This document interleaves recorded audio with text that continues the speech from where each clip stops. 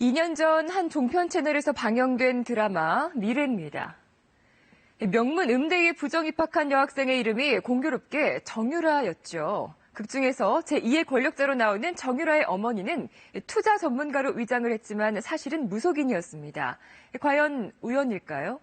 특히 이 드라마에서 너무 낯익은 이름들이 등장한 사실이 뒤늦게 알려지면서 국민들을 크게 놀라게 했습니다. 124번 이선재. 이선재.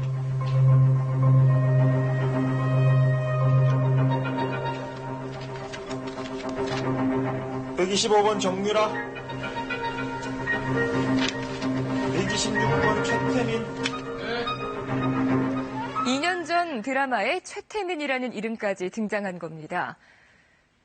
그런데 그 드라마의 또 다른 장면이 화제입니다. 차에서 내리는 배우 김희애 씨의 뒤로 차움이라는 병원 간판이 선명하게 들어오는데요. 차움은 최근 박 대통령에게 20여 차례에 걸쳐서 주사제 처방을 해줬다는 의혹을 사고 있는 바로 그 의원입니다. 자, 이 역시 우연이라고 볼 수 있을까요? 심지어 이 장면은 배우 김희애 씨가 남성 접대부들이 나오는 술집에 만취한 친구를 데리러 가는 장면이었습니다. 그리고 박 대통령이 취임 전 이 차움병원을 이용할 때 또 다른 드라마의 여주인공이죠. 길라임이라는 차명을 쓴 사실도 확인이 됐습니다. 자, 묘하게 겹치는 드라마와 현실 속에서 국민들은 더 놀랍고 당황스럽습니다. 최순실 씨는 왜 특정 개인 병원에서 박 대통령의 주사제를 처방했을까요? 자세히 알아보겠습니다.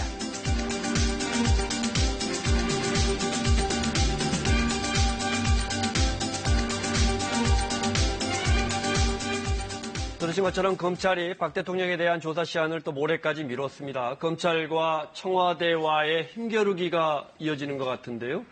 그런 가운데 방금 전 보신 차움이라는 차병원의 건강검진센터를 둘러싼 의혹도 계속 커지고 있습니다. 왜 굳이 최순실 씨는 이 병원에서 박 대통령의 약을 청와대까지 처방해 갔을까요? 부장판사 출신이시죠. 여상훈 변호사 자리했습니다. 어서 오십시오. 네, 안녕하세요. 먼저 박 대통령 조사부터 좀 여쭤볼게요. 네. 내일까지였다 했다. 네, 이제 예. 모레까지로 청와대가 지금 준비가 안 됐다 그래서 검찰이 아마 시한을 모레까지라고 네. 보는 것 같아요. 이제 이미 마지노선을 넘었다. 모레도 네. 늦었다는 건데 어떻게 보십니까? 지금 그 검찰에서 박 대통령이 조사하려는 거는 어떤 최순실 씨에 대한 기소가 29일로 다가오면서 네. 그 공소장의 그 앞머리에 네. 과연 대통령 이름을 넣을 것인가 말 것인가 그것 때문에 그랬던 것으로 보입니다. 그러니까 그 안종범 씨도 대통령이 지시해서 그랬다. 그런 이야기를 했고 지금 최순실 씨가 제일 가까운 사람이 누구겠습니까? 그리고 기업들의 기부받고 이런 행위의 중심에 박 대통령이 있다고 생각하지 않습니까? 최순실 씨가 돈 달라면 누가 주겠습니까? 박 대통령이 관련돼 있다고 하기 때문에 검찰에서는 그 공소장에 이렇게 해서 최순실 씨가 돈을 거둔 것이다 하려니까 네. 그 고리가 있어야 되지 않습니까? 최순실 씨가 달라고 그래서 줬다고 할 수는 없으니까. 그래서 대통령을 조사하려고 그랬는데 그 대통령 측에서 지금 유영하 변호사 네. 준비가 안 돼서 못하겠다. 네. 그러니까 검찰로서 이게 참고인이기 때문에 어떻게 강제 소환을 할 수가 없는 지금 지경이에요. 그러니까 아마 금요일까지로 했는데, 근데 제 생각에는 그 19일날 기소하기 위해서 이미 공소장은 다 작성됐을 겁니다. 네. 예, 아니면 공소장이 2개가 작성됐을 겁니다.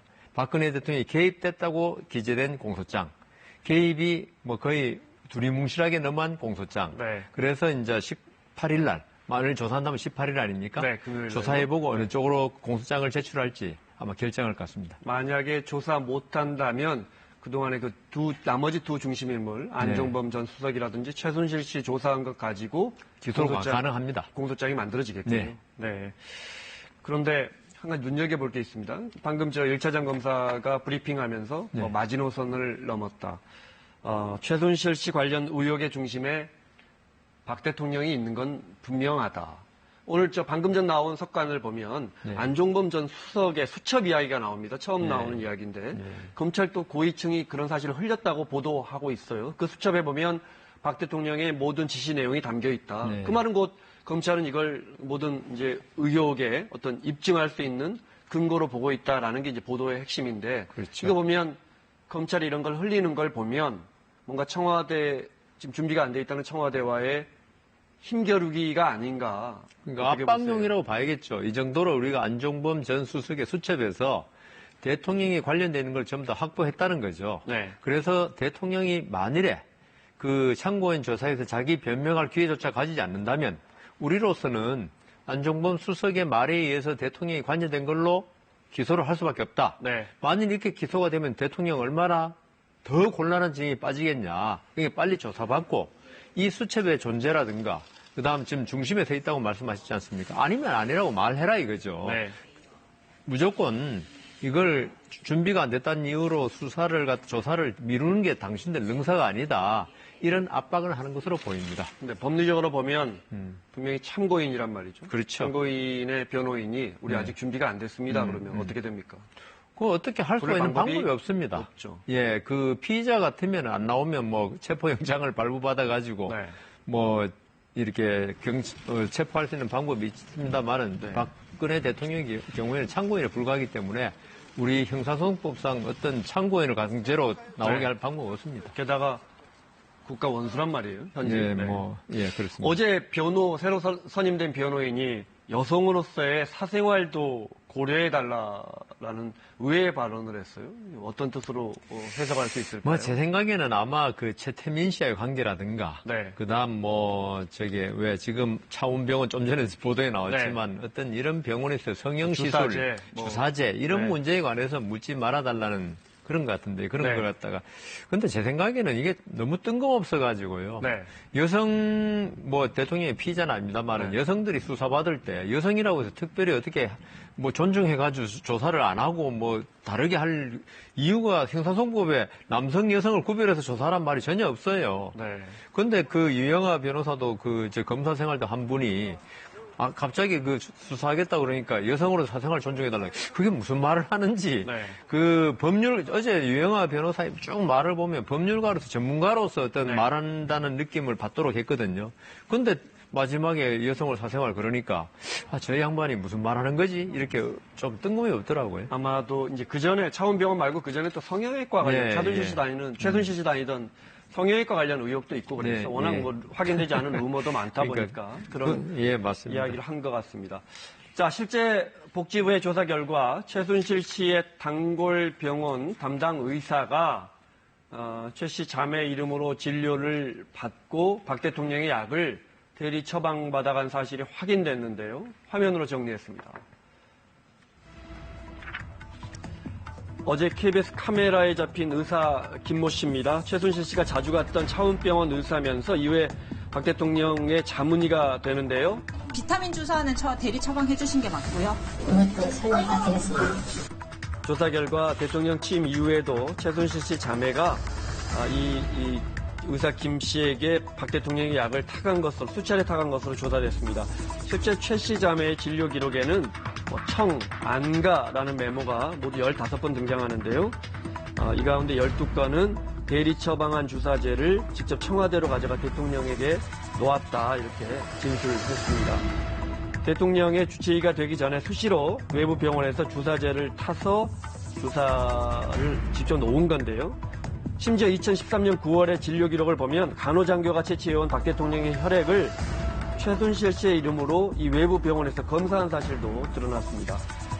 자, 보건당국은 의사 김 씨를 의료법 위반 혐의로 형사 고발했는데요. 일단 주사제에는 프로포폴이나 향정신성 의약 분류는 없는 것으로 보고 있습니다.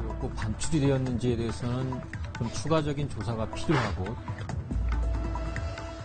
일단 이제 가장 핵심적인 것은 네. 대통령의 약을 또 취임 전에도 있었지만 취임 후에도 외부 병원에서 처방해서 간 거예요. 네. 일종의 대리 처방입니다. 처방이죠. 네. 예, 대리 처방은 지금 어떤 거동이 거의 안 되는 환자가 네. 같은 질병에 대해서 같은 처방을 계속 받을 때는 대리를 하도록 아주 한정적으로 의료법이 되어 있습니다. 네. 근데 박 대통령이 거동이 불편하거나 이런 것도 아닌 것 같고요.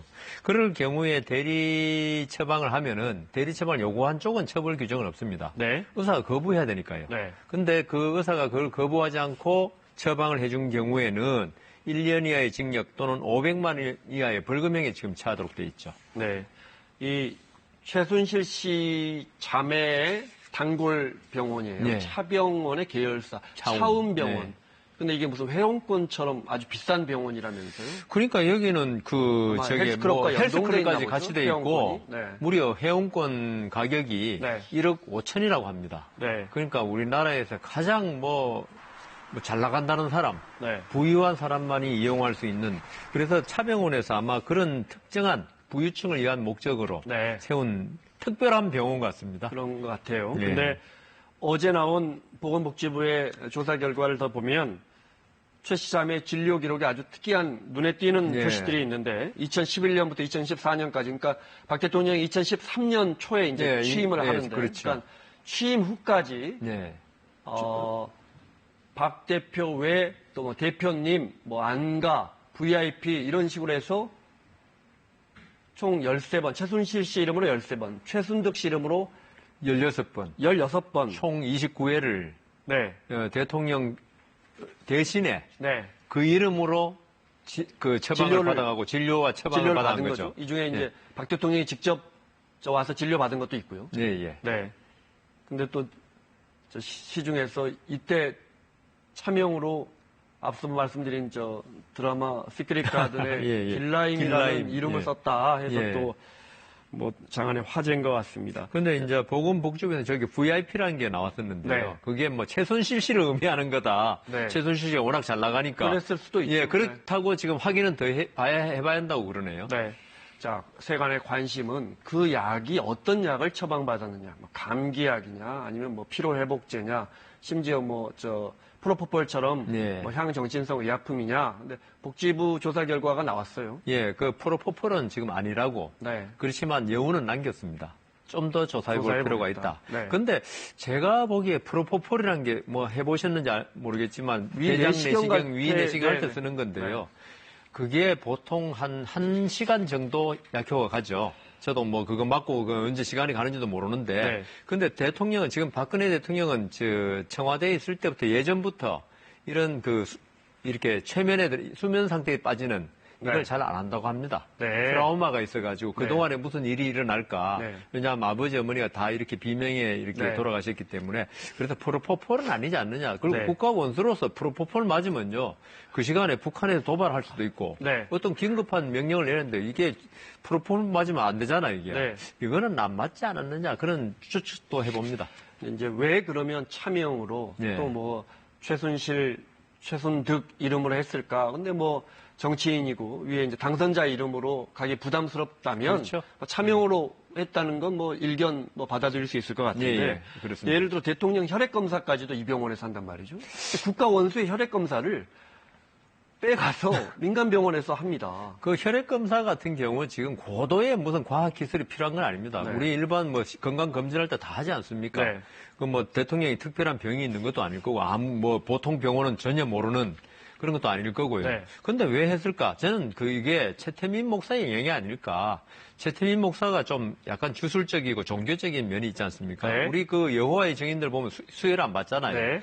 그러니까 이런 혈액 관계 이런 거에 관해서 아마 최태민 목사가 예전부터 이런 거에 대해서 아주 좀 깊이 해라. 뭐 네. 아니면 누구를 조심해라. 이런 게 있지 않았을까. 최태민 목사가 어제 김종필 전 총리 말도 나왔지만은 박지만, 박근영 가까이 하지 마라. 그런 교시를 내리고 했다는 거 아닙니까? 네. 그래서 이게 왜냐하면 왜 이런 말씀 드리냐면은 이게 정상적으로 이해가 잘 안 돼서요. 네. 청와대에서 간호장교 다 있고 전문 의료진 다 있는데 거기서 하면 될 걸 왜 차움에서 했느냐. 그러니까 최순실 씨에 대한 믿음이 절대적이듯이 네. 어떤 최순실 씨가 추천하는 병원은 절대적일 것이다. 이런 믿음이 아니라면 이건 도저히 납득이 안 가는 그거죠. 네. 어디까지나 가정이시니까요. 가정이죠. 네. 예. 근데 이 병원에서 정작 최순실 씨는 6년 동안 293회나 주사제 처방을 받았어요. 몸이 예. 특별히 아픈 데도 없는 것 같은데 293회나 주사제 처방을 받으니까 또 여기에 무슨 특정 약품이 들어가는 거 아니냐 이런 의혹이 나옵니다. 근데 여성들이 어떤 미용이라든가 이걸 제가 재판을 옛날에 해봤는데 네. 이 쌍꺼풀 수술만 15회를 한 여성이 있더라고요. 네. 그러니까 여성들이 어떤 미에 대한 어떤 집착은 아주 강하지 않습니까? 네. 이런 이 최순실 씨의 상태도 네. 무조건적인 어떤 미에 대한 집착 네. 이런 게 아니면 이것도 납득이 안 가시죠. 그러니까 지금 최순실 씨나 대통령의 어떤 행적에 대해서 이게 통상적으로 납득이 안 가는 경우가 워낙 많아가지고 네. 두 사람 이야기를 듣기 전에 뭐라고 말씀드릴 수가 없어요. 정상적으로는 해석이 안 되니까. 예. 자, 최순실 씨가 자기 단골병원에서 주사제를 몇백 번 맞았는지가 사실 국정 개입하고 큰 문제는 아닐 겁니다. 어떻게 보면 지역적인 문제일 수 있지만 예. 보면 박 대통령의 건강관리조차도 정말 그러니까요. 공적인 조직이 아니고 비선 조직. 거기에 일방적으로 기대는 거. 네. 그게 결국은 이번 그 사태까지 네. 어떤 국정농단 사태까지 이런 거죠. 그 정도로 아까 제가 좀 전에 뭐 그 혈액검사 이야기 말씀드렸지만은 네. 이 최순실 씨가 소개하는 모든 것, 병원 뭐든지 절대적인 믿음이에요. 이거는 보면. 정상적으로는 이게 청와대 다 같은 시스템, 네. 공적 시스템이 갖춰져 있음에도 그쪽만 의지하는 거예요. 이게 보면. 이게 참 불행의 시작이었죠. 네. 여상원 변호사와 함께 차움병원 관련 의혹 살펴봤습니다. 고맙습니다.